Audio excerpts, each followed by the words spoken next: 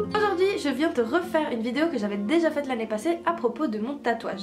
Alors peut-être que tu n'es pas au courant, mais en fait je suis tatouée, j'ai les symboles des 7 chakras principaux du corps humain tatoués sur la colonne vertébrale. Je tatouage depuis bientôt 2 ans et l'année passée j'avais fait une introduction à ce propos en expliquant pourquoi je l'avais fait, comment ça s'était passé, bref à quoi il ressemblait et tout.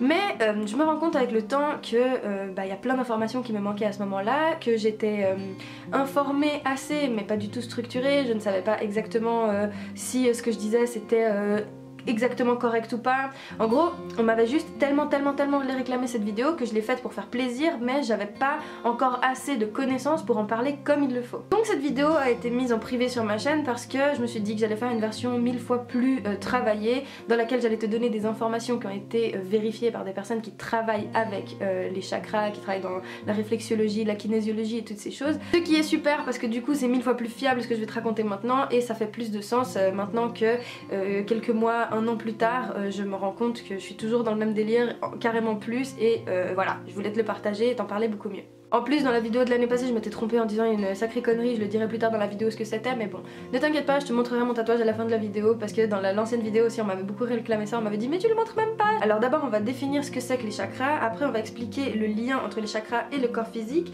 et le lien entre les chakras et le corps mental, et ensuite je te montrerai quelques images pour t'expliquer d'abord qu'est-ce qui signifie chacun, quelle est leur utilité, et dans les prochaines vidéos, on parlera de ça beaucoup plus profondément, de manière 1000 fois plus technique. Alors le mot chakra en sanskrit signifie roue et en fait ce sont des organes qui filtrent l'énergie utilisée par les organismes vivants. On en a tout plein, on en a des milliers dans le corps humain, mais on en a 7 principaux qui se situent sur notre colonne vertébrale du sommet de notre crâne jusqu'à la base de notre coccyx, mais on dit aussi qu'il y a carrément des chakras qui sont qui s'élèvent plus dans ton corps astral, dans ton corps céleste, enfin bref toutes ces choses, mais ça on en parlera après dans les futures vidéos.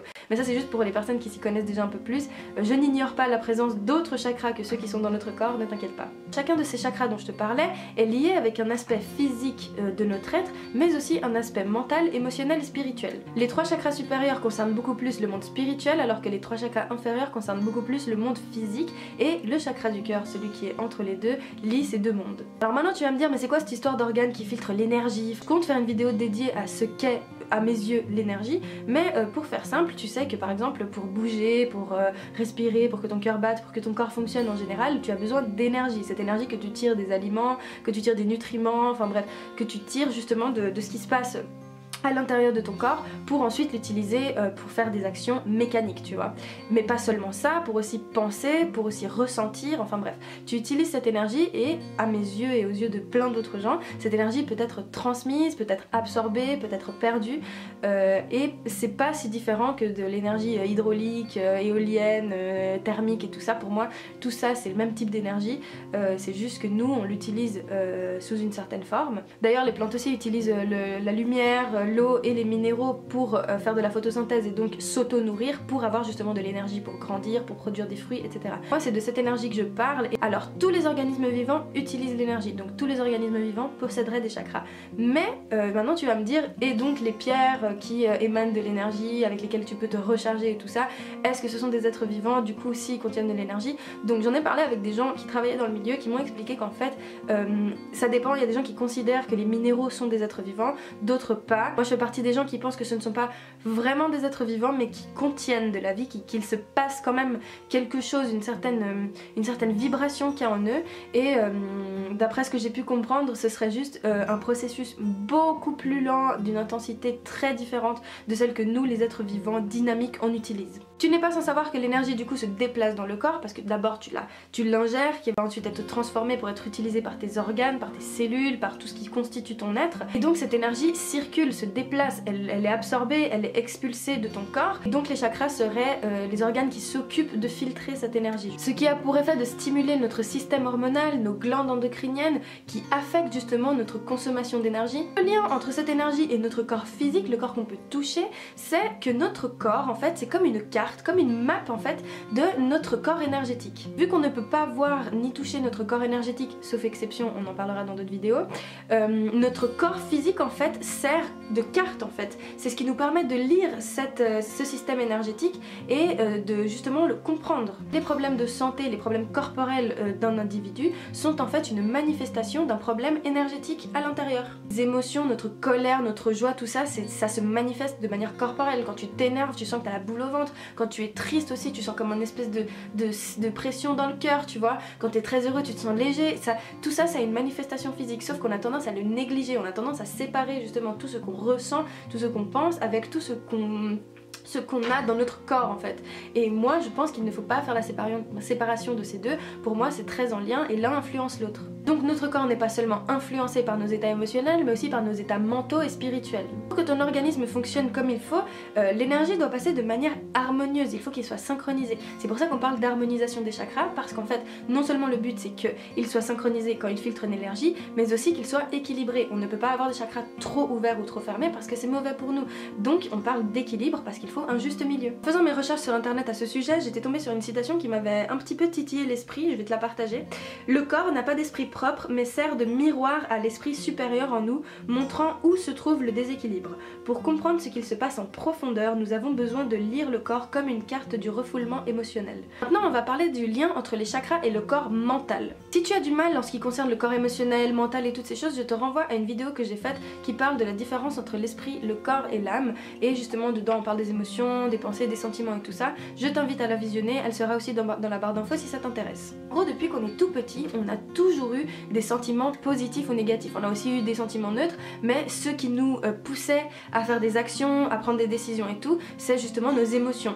Si tu as vu mes premières vidéos qui sont sur le livre Mind Power, tu n'es pas sans savoir que les émotions sont ce qui nous guide dans notre vie de tous les jours. Si tu es dans une mauvaise émotion, si tu te réveilles et que tu es dans une mauvaise humeur, que tu ne te sens pas bien, ta journée ne va pas être la même que si tu te réveilles de bonne humeur, parce que tes émotions influencent ton action. C'est un peu comme un moteur. C'est pas pour rien que quand les gens s'énervent beaucoup, tout d'un coup c'est là où ils passent à l'action, ou quand quelqu'un est très heureux, ou tout simplement quand on a des pics émotionnels de manière générale. Nos idées, nos attitudes, nos pensées sont le reflet de notre éducation. Et souvent on accumule beaucoup d'idées négatives inspirées par ce que les gens qui ont participé à notre éducation considèrent comme bien ou mal. C'est pour ça que apprendre à changer par soi-même demande énormément d'énergie. C'est un travail de malade. C'est fatigant, c'est laborieux. Parfois on se trompe, parfois on se rend compte que c'est pas bien, mais c'est quelque chose qui nous demande dans tous les cas énormément d'énergie. Ce qui explique que plein de gens savent pertinemment qu'est-ce qu'ils pourraient faire pour avoir une vie meilleure, pour se sentir mieux, pour prendre soin d'eux, mais ne le font pas parce qu'ils savent que ça leur demanderait trop d'efforts. Il faut se mettre en tête que c'est un véritable engagement. Lorsque tu décides de prendre ta vie en main, de vivre en pleine conscience comme si tu étais en état de méditation constante,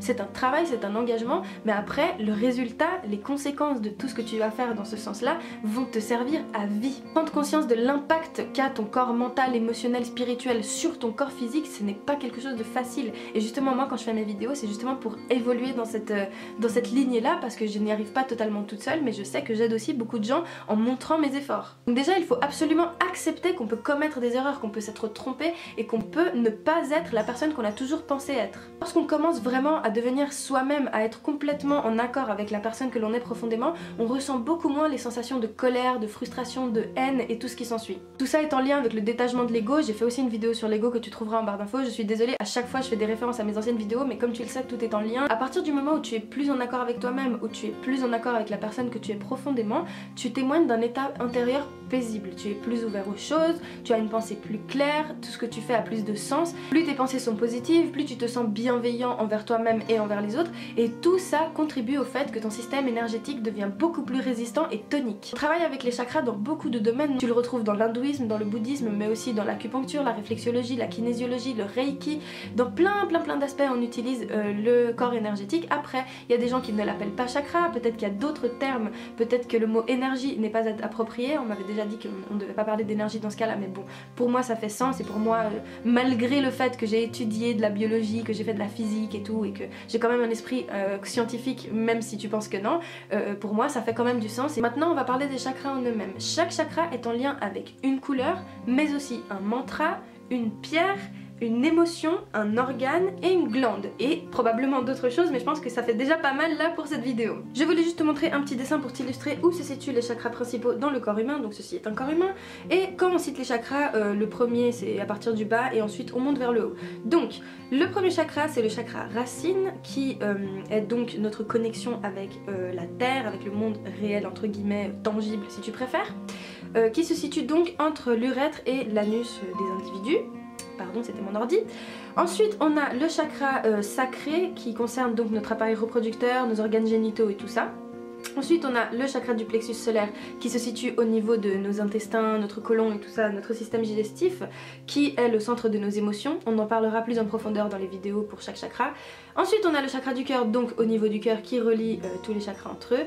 Ensuite, le chakra de la gorge qui donc se situe au niveau de la gorge comme son nom l'indique. Le chakra du troisième œil qui se situe dans cette zone là, je ne saurais pas te dire exactement où, mais environ entre les deux sourcils. Et le chakra coronal qui est donc celui qui se situe au sommet de la tête. Il n'existe pas que ces chakras, comme je t'ai dit, il y en a des milliers d'autres dans le corps, sauf que ceux-là c'est les principaux.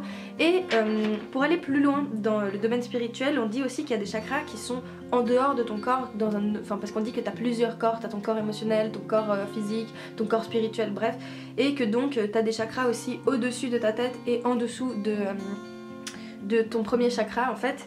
Et voilà, j'avais dit une connerie dans la vidéo de l'année passée, c'était que le premier chakra racine là, il était au niveau des pieds. Mais quand je disais ça en fait, je me référais juste à la position de méditation en mode ton chakra racine, il est au même niveau que tes talons du coup, si t'es assis en tailleur.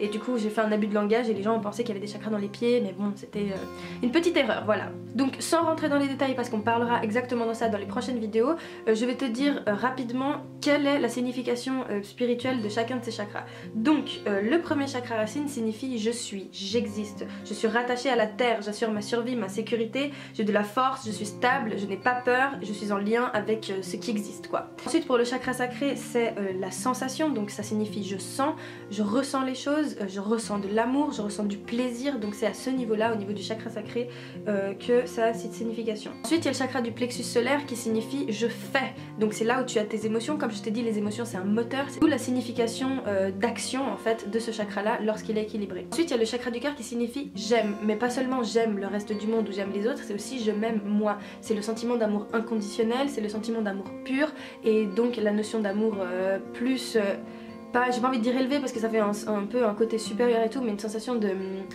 plus holistique de l'amour, tu vois, pas juste l'amour amoureux ou l'amour amical ou l'amour comme on a tendance à l'entendre, c'est vraiment l'amour avec un grand A sous tous ses aspects, de toutes les manières possibles et imaginables. Ensuite on a le chakra du cœur qui signifie je communique, je m'exprime, j'exprime ma vérité, je réussis à parler des choses importantes de la vie, à faire sortir ce qu'il y a au fond de moi, j'ai de la créativité, j'arrive à l'extérioriser. Pour le chakra du 13e œil, la signification est je vois, je suis clairvoyant, j'arrive à constater des choses que je ne vois pas avec mes propres yeux physiques. En gros tu vois plus loin que ce que tes vrais yeux sont capables de voir. J'assimile ça à l'intuition parce que pour moi l'intuition c'est un peu comme un guide, comme cette petite voix qui sait au fond de toi certains trucs que ta conscience, ta rationalité ne veut pas admettre ou ignore, tu vois. Et pour finir on a le chakra coronal qui signifie j'ai conscience, je comprends, je suis conscience que j'ai un aspect divin, que j'ai du pouvoir, je suis en connexion avec mon être spirituel si tu veux. Et quand je dis ça c'est pas qu'il y a une entité externe à toi, spéciale, qui s'appellerait Dieu ou autre, qui existe, c'est juste que toi, dans toi et dans tout ce qui existe, il y a un aspect divin aux choses. Après, je le dis parce que c'est avec mes yeux que je le dis, peut-être que pour toi, c'est peut-être un mauvais mot, le mot divin, c'est peut-être la force de la nature ou j'en sais rien. Mais voilà, moi je vois cette espèce de perfection naturelle qui existe chez tous les êtres, chez tout ce qui existe. Et moi quand je parle justement de connexion avec le divin, c'est justement cette beauté, cette grandeur qui fait que nous sommes des êtres qui existent, qui vivons, qui échangeons, enfin bref voilà, je suis en train de partir dans mes délires mais t'as compris maintenant. C'est tout pour cette vidéo, j'espère qu'elle t'aura plu, j'espère qu'elle aura pas été trop longue. En tout cas au tournage elle a duré mais vraiment très longtemps, c'était interminable, j'ai passé presque tout l'après-midi à faire cette vidéo parce que je me suis répétée beaucoup de fois, tu sais j'écris pas mes vidéos d'avance, du coup des fois j'ai un petit peu du mal à tourner les phrases comme je voudrais. J'espère que tu as bien compris ce que je voulais dire. Si toi tu comprends ces concepts-là mais tu leur donnes un autre nom, ou que tu ne leur accordes pas d'aspect spirituel, divin comme j'aime l'appeler.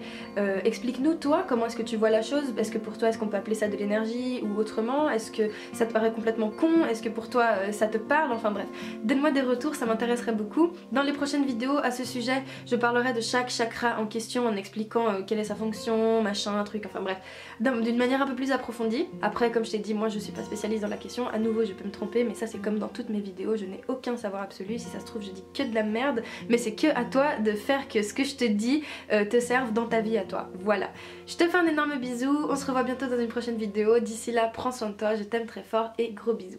Ciao ciao.